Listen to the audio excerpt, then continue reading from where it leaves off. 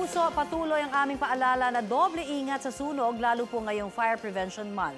Sa tala ng Bureau of Fire Protection mula January 1 hanggang ngayong pong araw, mahigit 2,000 ang naitalang sunog sa buong bansa at mahigit po 200 dyan sa Metro Manila. Nitong magdamag lamang magkahiwalay na sunog ang naitala. Sa Quezon City, isang pabrika ang nasunog. Balita hatid ni Nico Wahe.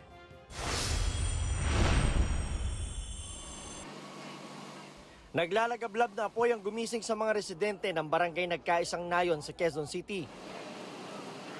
Ang nasusunog, isang pabrika na tunawan ng mga plastik. Ayon sa nakausap namin mga nagtatrabaho sa pabrika, alas 12 ng hating gabi nagsimula ang sunog. Naka-duty nga po kami, tapos po tumatakbo po yung kasama ko na sa may makina, kung saan po kami nakapwesto. Tapos tinanong, nung bumaba po kami, ako ng makina, tinanong ko po kung ano nangyari. Yung daw na may nasusunog nga po, kaya hinahanap ko saan nasusunog. Nakita ko po malaki na po yung apoy eh. Si Roberto na isa sa mga stay-in sa pabrika, nagtamo ng mga paso sa katawan at sa muka. Nag-spray ko parang sir.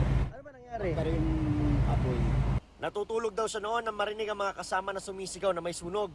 Bagaman hindi pa naman inabot ang kanilang mga tahanan, may ilang residente na naniguro na at hinakot na ang kanilang mga gamit para lumikas. May iba na nakatira sa tapat mismo ng pabrika na binabasa ng tubig ang kanilang mga bubong. Ito na po, nag-ano na po kami kasi yung iba po dito, yung apartment, inano na po namin baka madamay pa po.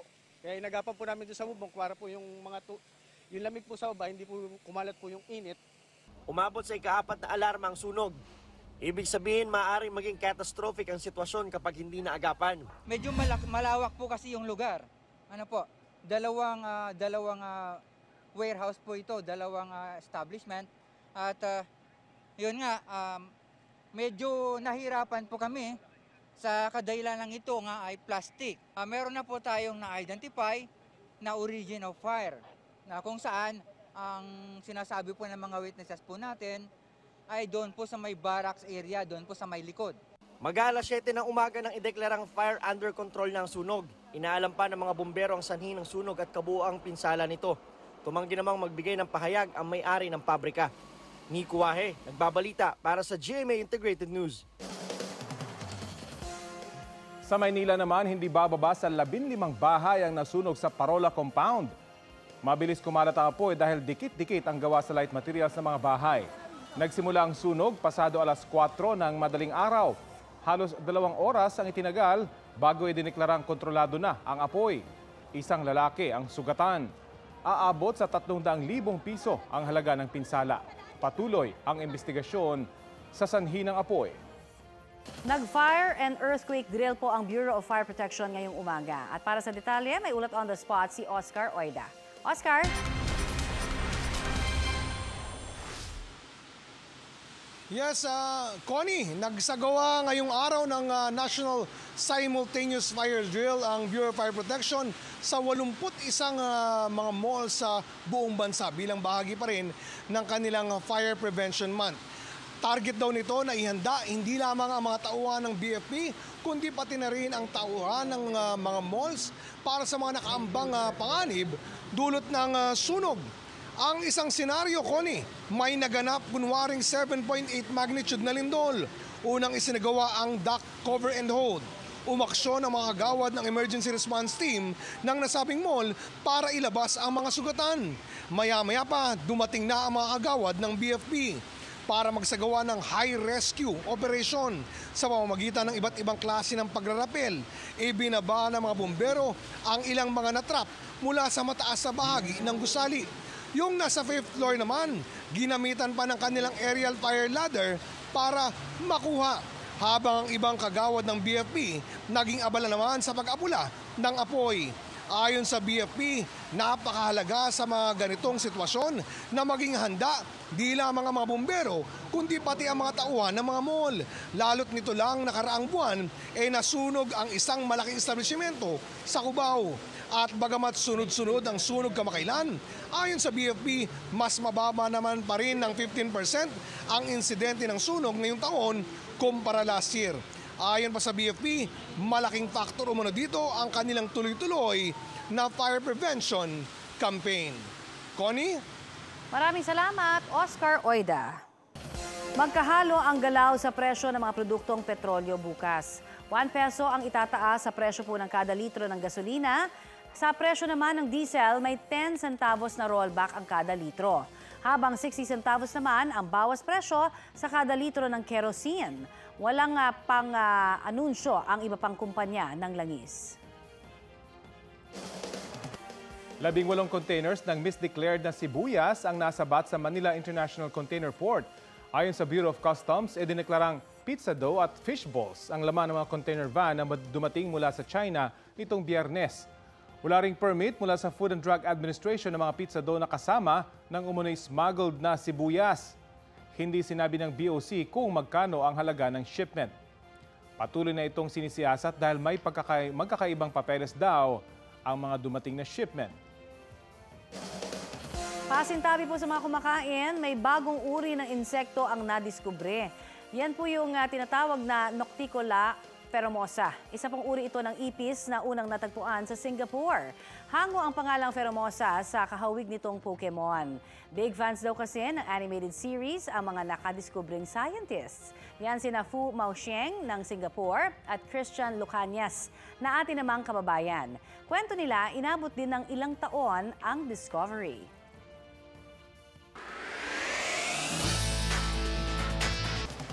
Magandang balita po, double gold para kay Filipino Olympian sa gymnastics Carlos Caloy Yulo.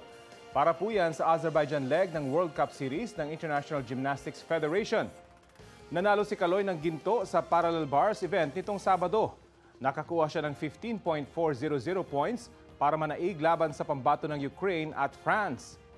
Kahapon naman, nakagold uli si Caloy nang makakuha ng 14.933 points na score sa men's vault final. Sa Egypt naman, sunod na tutungo ang World Cup Series sa April 27 hanggang 30. Good news, overall champion sa secondary school category ang Team Golden Aguila ng Kolehiyo San Agustin Makati sa Math and Science Olympiad sa Malaysia. Kompetisyon ito ng Southeast Asian Ministers of Education Organization. Nakalaban nila ang mahigit 20 grupo mula sa 7 bansa. Kabilang sa Team Golden Aguila, sina Rafael Viterbo, Yun Yu Park, Jody Mariano at Lacan Fuentes. Best part daw ng kompetisyon ang maging kinatawan ng Pilipinas. Ayon sa kanilang Student Affairs Coordinator, October 2022 pa raw sila nagsimulang mag-training. Sa ngayon, focus muna sila sa pag-aaral dahil graduating na ang ilan sa kanila. I am ready! GMA Weather, serbisyong totoo ng GMA News. Mga kapuso, isa pong bagong low-pressure area ang binabantayan sa loob ng Philippine Area of Responsibility. Namataan po yan ng Pag-asa 630 kilometers east-southeast ng Hinatuan, Surigao del Sur.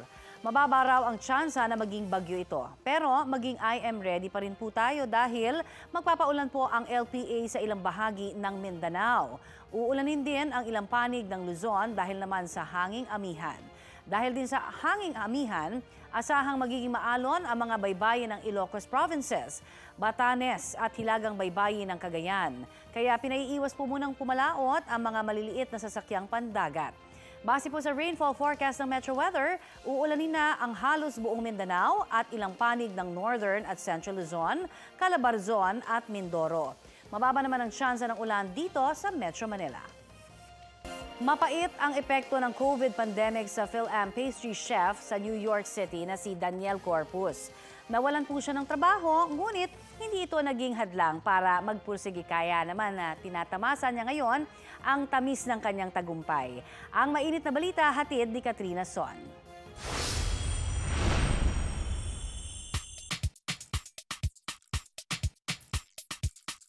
Sa edad na 21 anyos, si Daniel Corpus ang pinakabatang kalahok sa reality competition series ng isang streaming site.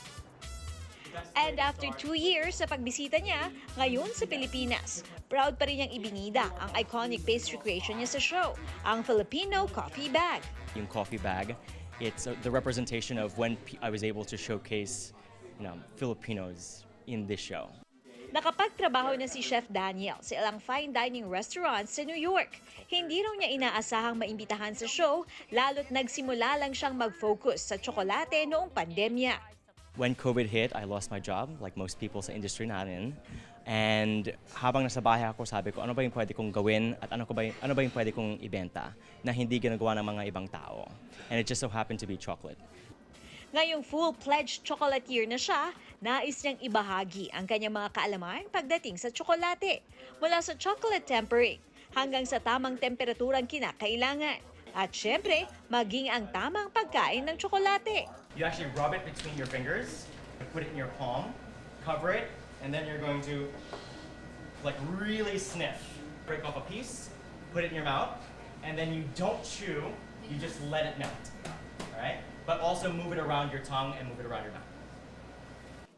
Last year, nakapagbukas na si Chef Daniel ng retail store sa New York City. At highlight ng mga ibinebenta niyang bonbons dito ang kanyang Filipino heritage. Payo ni Chef Daniel sa mga nangangarap na maging katulad niya. If they have a love for something or a passion for something, ipursige nila and go for it. Katrina Son, nagbabalita para sa GMA Integrated News.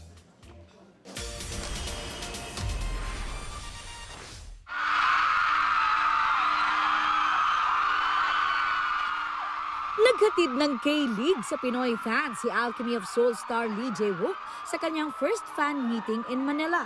Sa opening performance pa lang, hiyawan na ang fans.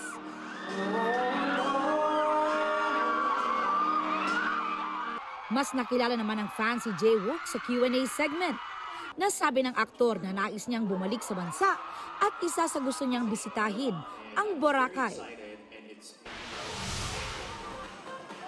Nasa Pilipinas din ang Thai power couple na sina Mark Karin at Kimberly Ann Woltemas. Ramdam nila ang warm welcome ng Filipino fans.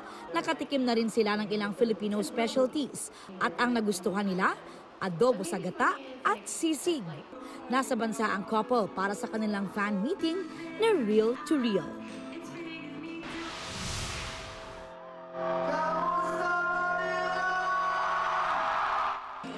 Throwback feels naman ang Pinoy fans ng bandang Simple Plan. Nakijam ang fans sa mga kanta nilang I Do Anything, Shut Up at Jump. Hindi rin mawawala sa lineup ang nostalgic songs na I'm Just a Kid at Perfect. Pagkatapos sa Manila, sa Davao City naman sunod na magpe-perform ang banda. Aubrey Carampel, nagbabalita para sa GMA Integrated News.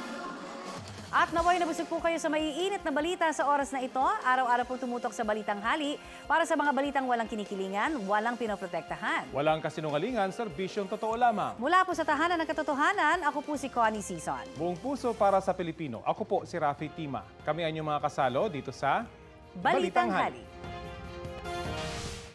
Maging updated sa mga maiinit na balita, maaari pong mapanood ang Balitang Hali at iba pang award-winning newscast sa youtube.com/GMA News. I-click lamang ang subscribe button. Sa mga kapuso abroad, maaari po kaming masubaybayan sa GMA Pinoy TV at www.gmanews.tv.